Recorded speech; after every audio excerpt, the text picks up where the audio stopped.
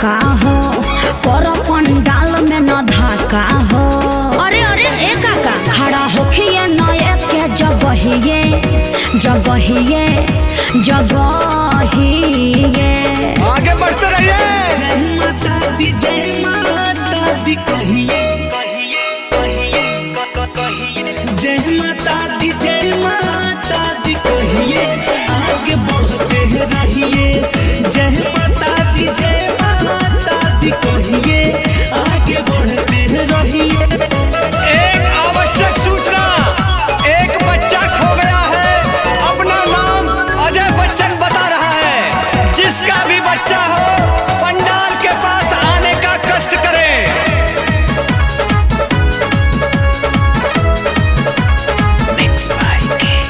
नियम को तोड़े न लाइन में चले लेके प्रसादी हो हाथे।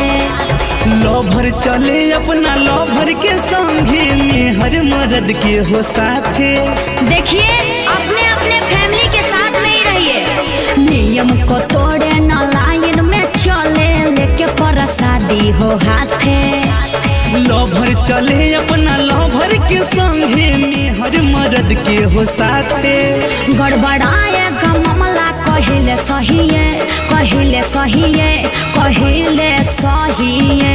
अरे ठीक से चलिए लोग। जय माता दी कहिए कहिए कहिए कहिए।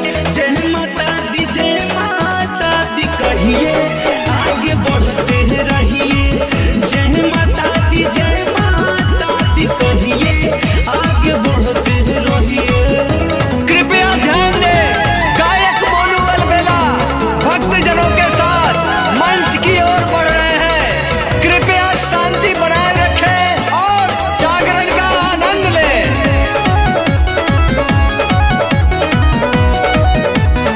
मंत्रा स्टूडियो।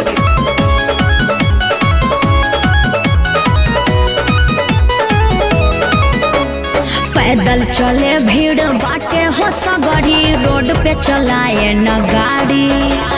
अजय बच्चन देख मनु प्रशासन के लागल बा पहरा भारी। कृपया छेड़खानी ना करे, प्रशासन के नजर में है आप। पैदल चले भीड़ बाटे हो सगरी रोड पे चलाए न गाड़ी।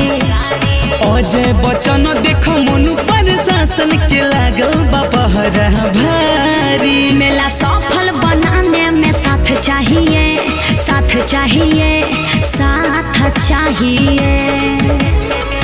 जय माता दी कहिए कहिए कहिए कहिए। जय माता दी कहिए आगे बढ़ते रहिए। जय माता दी कहिए आगे बढ़ते रहिए। ए चाची ए काकी काका हो पर पंडाल में न धाका हो। खड़ा होखिए नए के जगहिए जगहिए जगहिए। जय माता दी कहिए